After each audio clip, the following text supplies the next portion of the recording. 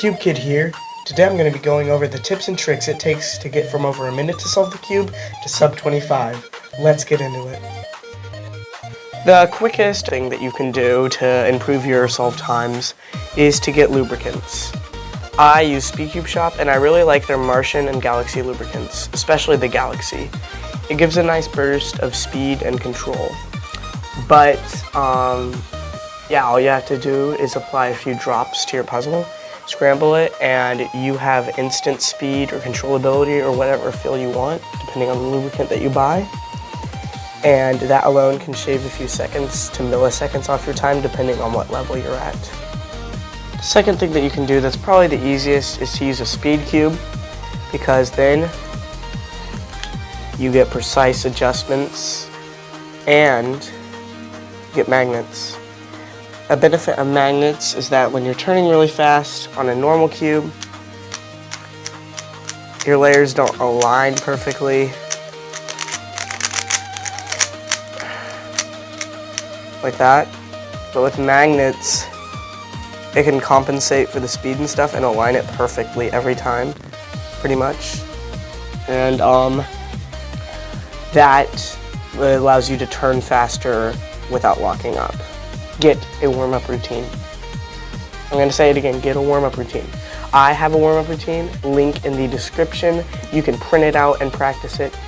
So, you know how you are about to do a solve session and like your first, 20 solves are way slower than you normally do. That's because you don't have a warm-up routine and you didn't warm up. Of course your solves are going to be slow. What you need to do is get a warm-up routine. This drastically increases the time before your solves get faster. Again, link in the description. Adjust your cubes to tensions and magnet settings that work for you.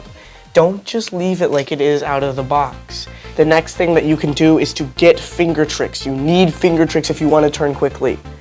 So basic Fingertricks are turn the top layer like that, bottom layer with your other fingers, middle layer with specific fingers, pinch turns, and basically there's a bunch of them, but they're really not that hard to learn. I will leave a link to a cube head video in the description which explains a bunch of them so well. It was how I learned my Fingertricks after comparing a bunch of videos. Another thing, this is very important. Practice on other 3x3 shape mods like the Penrose cube. This will expand your last layer techniques, among other things. For example, on the Penrose cube, the last layer is different than on a 3x3 because first of all there's a parity case, but second of all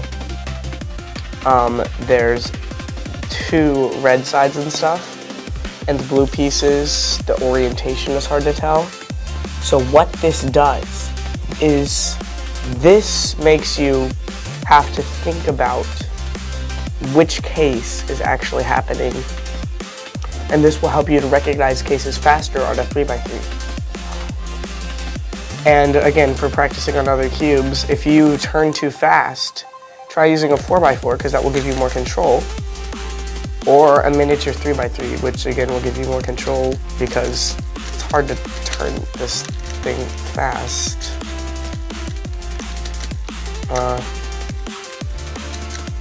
Yeah. And it's also hard to turn this thing super fast. And if you're wondering how you would do a normal M move on the 4x4 like you would on the 3x3, you just gotta do both the layers together. This one may be more important than all the others combined, so listen up. Learn beginner CFOP. I mean it. Learn beginner CFOP. It might be hard, it might be challenging. Learn beginner CFOP now. If you are stuck with the beginner's method, learn beginner CFOP. If you already have beginner CFOP, learn full PLL. If you already have full PLL, learn full F2L. If you already have full F2L, learn full OLL. And if you already have all that, then I can't help you.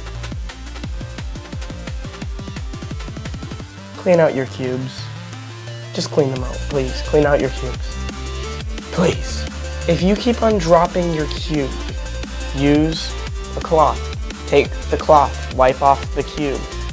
This makes it less sticky. Now I can grip the cube again. I am wondering, for my videos, do you guys prefer quality or quantity?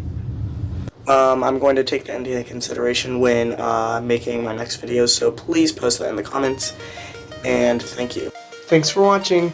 Don't forget to like and subscribe if this video helped you, or if you like 4x4s.